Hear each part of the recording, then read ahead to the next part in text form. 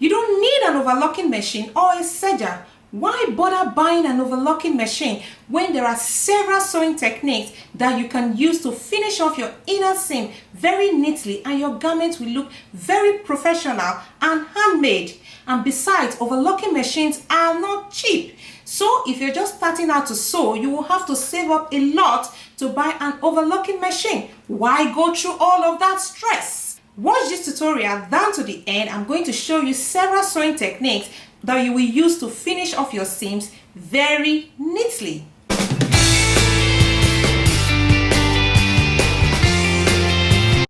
Hi guys, my name is Egons. I share tutorials on how to create patterns and how to use different sewing techniques to achieve a professionally finished looking garment.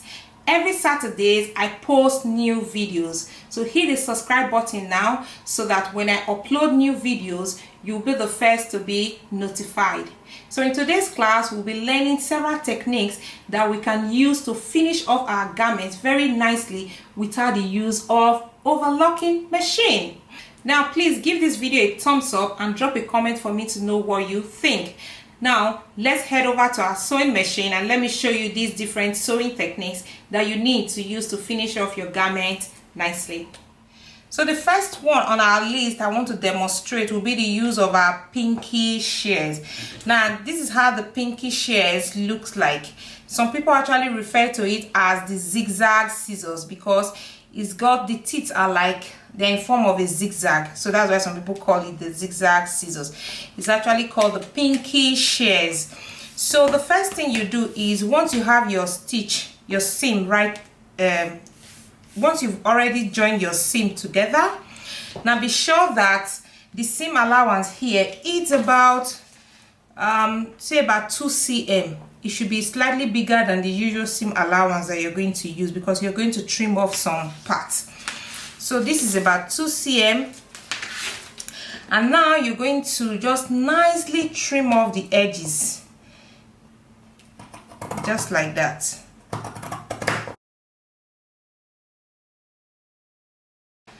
Okay, so this is a very great way to finish off your seams. Now you see it actually reduces or removes it stops it from fraying, and it gives a very nice finishing just like that. So you can now take it to your ironing board and then you're going to iron it very flat just like this. And this technique is very good for fabrics that don't fray a lot. Now compare it to the other parts that I didn't use the pinky shears for. You see how nice and neat it looks, and the pinky shears is really very affordable, so I highly recommend that you try this technique out. Now let's move on to the second technique. So the second technique is the use of our zigzag stitch. Now the zigzag stitch is on most domestic sewing machine. Now if you have a domestic sewing machine like this, it always has the zigzag stitch, and this is my zigzag stitch here. So you're just going to click on it, and then you're going to use this zigzag stitch to finish off the edges of your seams. So after joining your seam just like this, you're just going to open them like that, and then you place the edge here on your sewing machine, and then you stitch.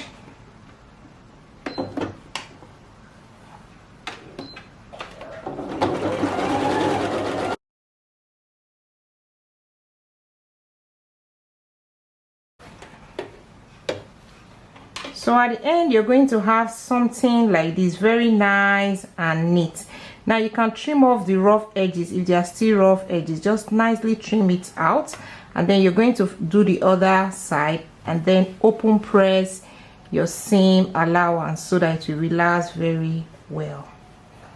So after ironing, you see how your seams will look like. Very nice and neat, right? So you see you don't really need an overlocker or a serger to finish off your seams. So and by the way, I'm using a contrasting color just for you to be able to see the seam finishing. Please, when you're making yours, use a matching thread for it. It will look nicer. So the third seam finishing is called the turned and stitch finishing. So that means that you're going to stitch your seams like this first, and make sure that you leave about 2 cm seam allowance, and then you are going to go fold it in. You fold in one side like this, give it a very good press. I've already folded mine in. Give it a very good press, and you fold the other side in, give it a very good press. Now we're going to stitch it. So to stitch it, move your fabric to this side, then we'll stitch one side first. Just turn it like this, and then you stitch.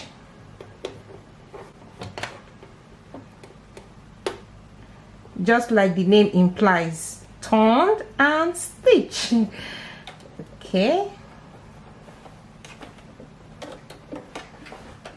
now you're going to stitch very close to the edge.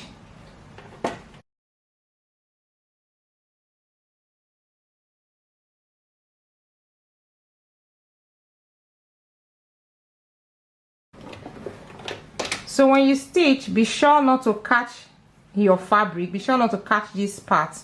Just stitch on the seam allowance alone. So I'm going to stitch on this other side as well.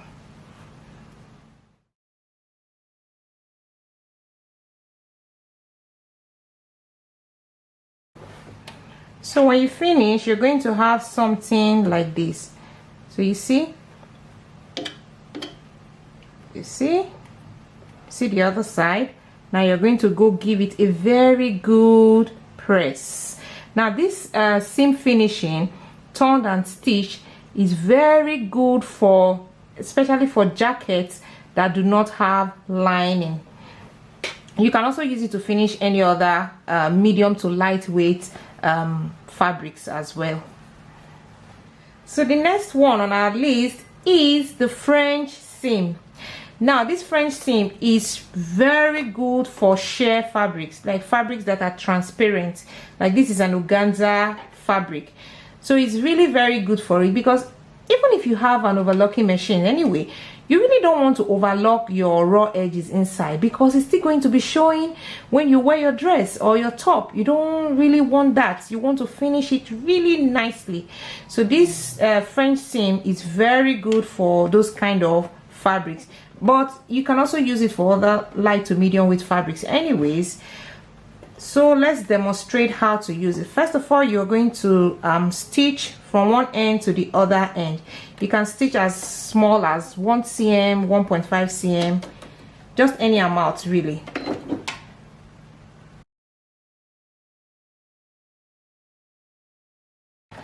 Okay, so the seam allowance I use here is about 1.5 cm. So I'm going to trim it off. I want it really small. You're going to trim it off to about maybe 0.6 cm, 0.7 cm or something like that. The smaller it is, the finer it is. So you trim that off, and then you are going to, you see how it is now? You're going to close your fabrics together just like this. You take it to your ironing board, give it a very good press before you stitch it so that it will lie very flat. Okay, so I've ironed it out now and it's relaxing very well. Please be sure to iron yours out too, because ironing really helps a great deal. Now you fold your seam together, you see, fold them together just like this, and then you're going to stitch on this side. Let's say about, just stitch to close your seam allowance, maybe about 0.7 or thereabout.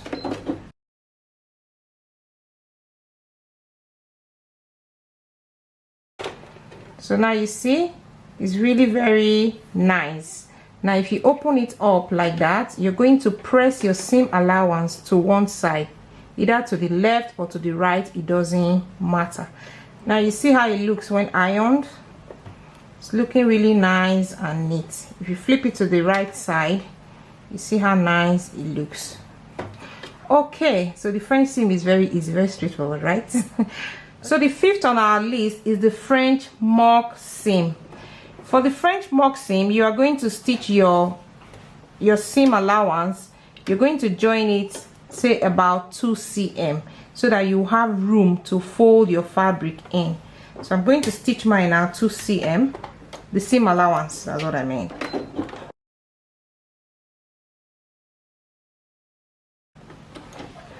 So after stitching like this, the next thing you're going to do is you open up your seam allowance just like this. Open it nicely. Then you're going to fold this one in, fold it in and stitch, fold it in and iron. You see, fold it in very well like this and iron it. And then on this side, you're also going to fold it in nicely and iron it before you stitch them together. So you see, I've ironed it in. Ironing really helps a great deal. Now it's easier for me now. So you see what I've done? I've folded the two seams inside, folded this one in and folded this other one in, and so you're going to have something like this. It even makes it, ironing makes it even as well. Yeah. So now you're going to stitch from one end all the way down to the other end.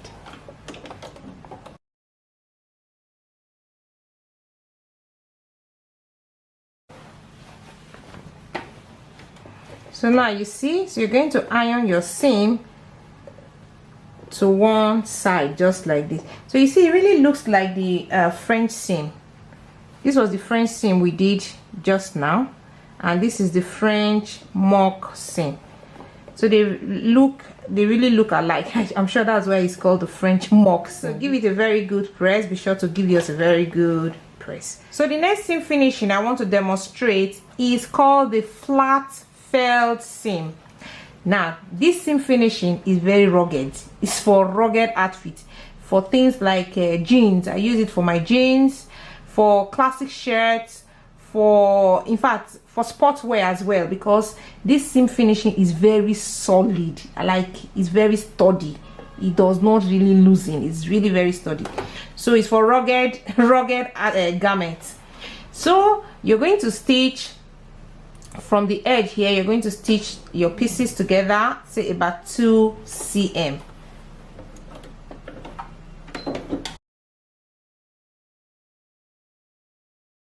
Okay, so once you're done stitching, you're going to take one of them.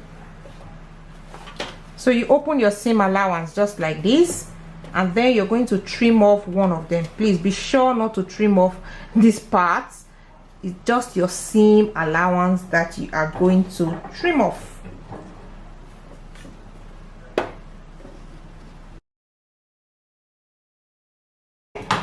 So once you trim this off, now you are going to use this other part, the longer part. Now you're going to fold it. Let me open it up like this so you can see.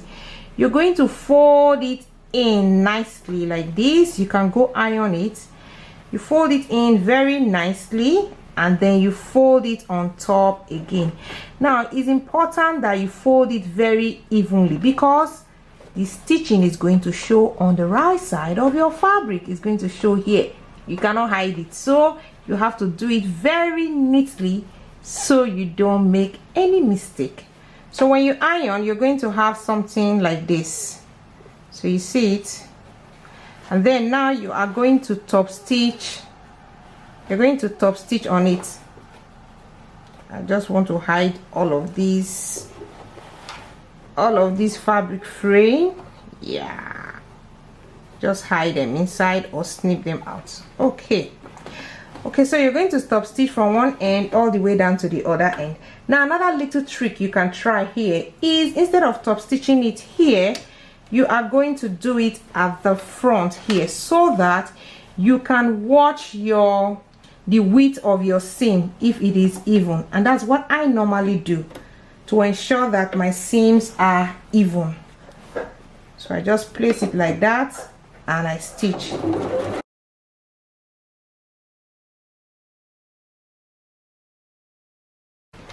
So you see how it looks on the right side of the fabric. Really nice, right? Imagine this on your jeans, looking nice and neat. Okay, and then when you flip it to the other side, you're going to have something like this. Now the next one is called the self-bound seam.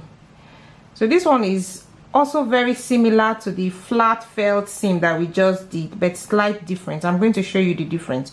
So you join your fabrics together. Now be sure to join it leave your seam allowance to be about 2 cm seam allowance.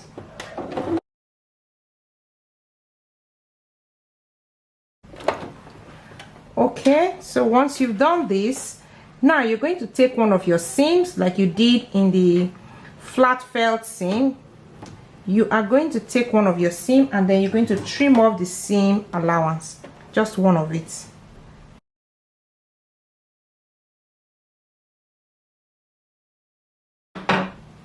So once you've trimmed it off like that, you are going to have something like this. One is smaller than the other one. Now you are going to just fold this one on it just like this, and then you're going to stitch. Now you see, for the flat felt seam we had to fold it down and stitch, but for this one, no, it's just a self bound. So you just fold it on top like that and then you stitch.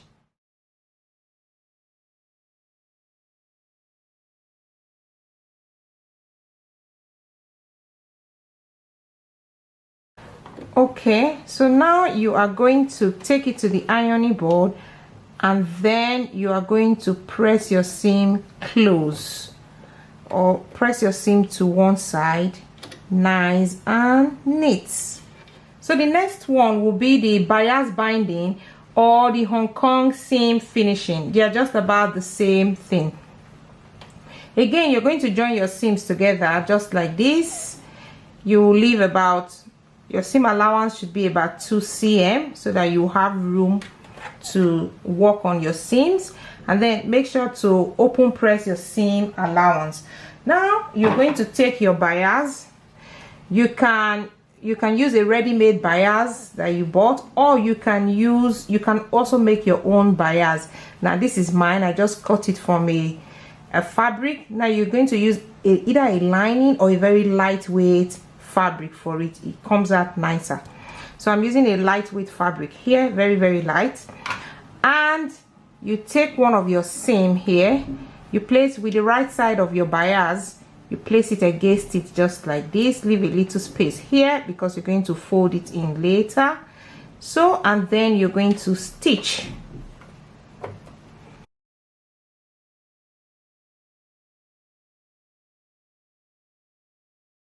Okay, so if you have excess at the bottom, you can also trim it off a little bit and leave maybe about 1 cm or 1.5 cm, just the amount you left on top here.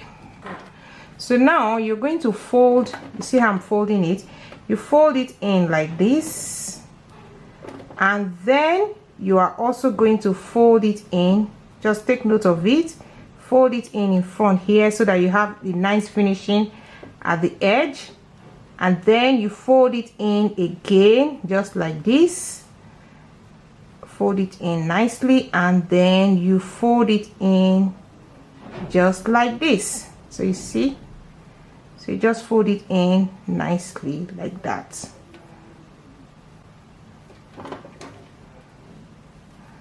And then you're going to stitch, from one end. Oh, this can be a bit tricky and difficult sometimes, just be careful. Okay, you can use your pins to hold them together in place. I think I want to do that, at least the beginning here. Let me use my pins to hold it so it doesn't move. Okay, good. So now you stitch, make sure you cover this part, and then you stitch it down.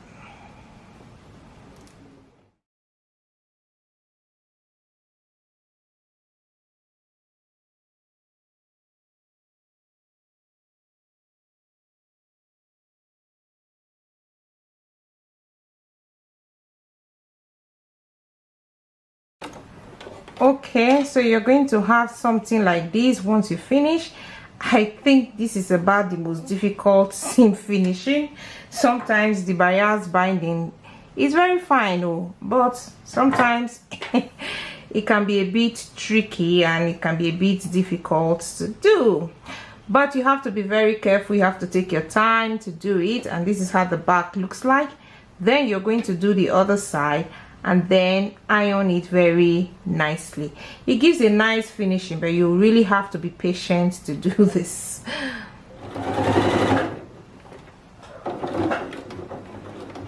Okay, and for the under part, remember to fold it in like you did for the upper side.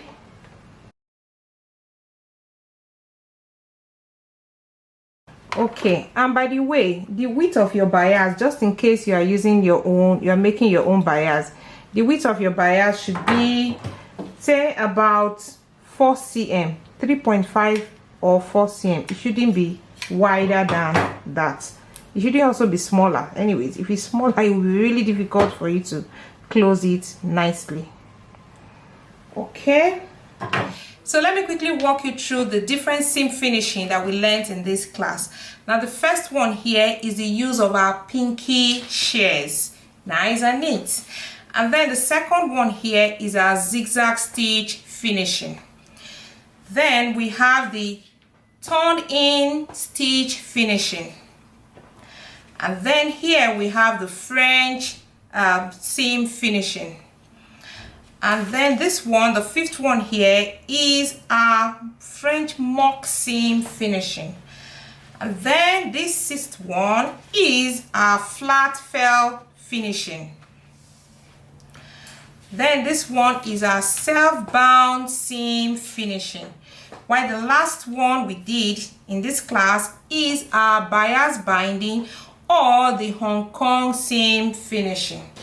So these are a few of the finishing techniques. There are several other finishing techniques that we can use to finish our garment very nicely. So you see why I said if you know all of these finishing techniques, you can choose any one you like. You really don't need an overlocker or a serger. You can use any of these finishing techniques to achieve a very nice finished garment. Now, which one of them is your favorite? Which one do you like the most?